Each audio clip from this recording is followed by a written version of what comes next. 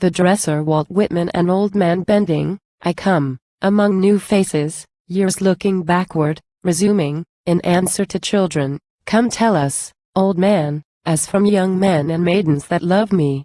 Years hence of these scenes, of these furious passions, these chances, of unsurpassed heroes, was one side so brave, the other was equally brave. Now be witness again paint the mightiest armies of earth. Of those armies so rapid, so wondrous, what saw you to tell us? What stays with you latest and deepest? Of curious panics, of hard-fought engagements, or sieges tremendous, what deepest remains? O maidens and young men I love, and that love me, what you ask of my days, knows the strangest and sudden your talking recalls. Soldier alert I arrive, after a long march, covered with sweat and dust. In the nick of time I come, plunge in the fight, loudly shout in the rush of successful charge, enter the captured works. Yet lo!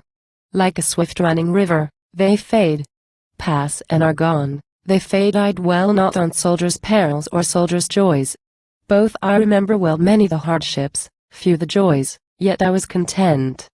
But in silence, in dreams' projections, while the world of gain and appearance and mirth goes on, so soon what is over forgotten, and waves wash the imprints off the sand, in nature's reverie sad, with hunched knees returning, I enter the doors. Well, for you up there, whoever you are, follow me without noise, and be of strong heart. Bearing the bandages, water and sponge, straight and swift to my wounded I go, where they lie on the ground, after the battle brought in. Where their priceless blood reddens the grass, the ground. Or to the rows of the hospital tent, or under the roofed hospital. To the long rows of cots, up and down, each side, I return. To each and all, one after another, I draw near, not one do I miss. An attendant follows, holding a tray. He carries a refuse pail, soon to be filled with clotted rags and blood, emptied and filled again. I onward go, I stop, with hunched knees and steady hand, to dress wounds.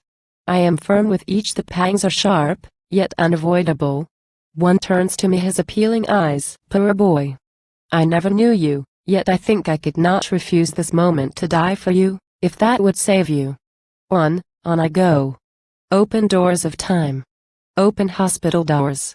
The crushed head I dress, poor crazed hand, tear not the bandage away. The neck of the cavalryman, with the bullet through and through, I examine. Hard the breathing rattles, quite glazed already the eye, yet life struggles hard. Come, sweet death. Be persuaded, O beautiful death. In mercy come quickly.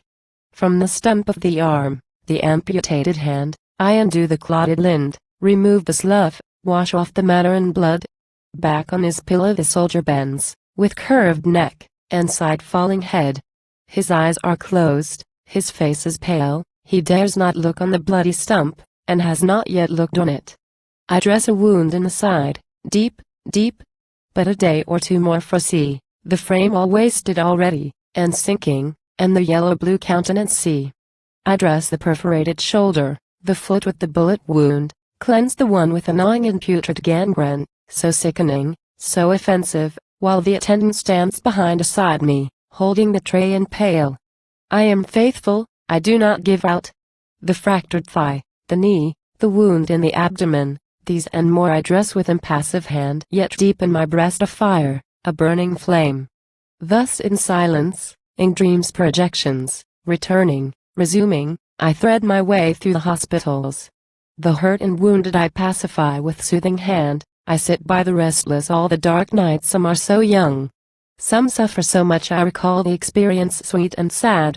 Many a soldier's loving arms about this neck have crossed and rested, many a soldier's kissed wells on these bearded lips.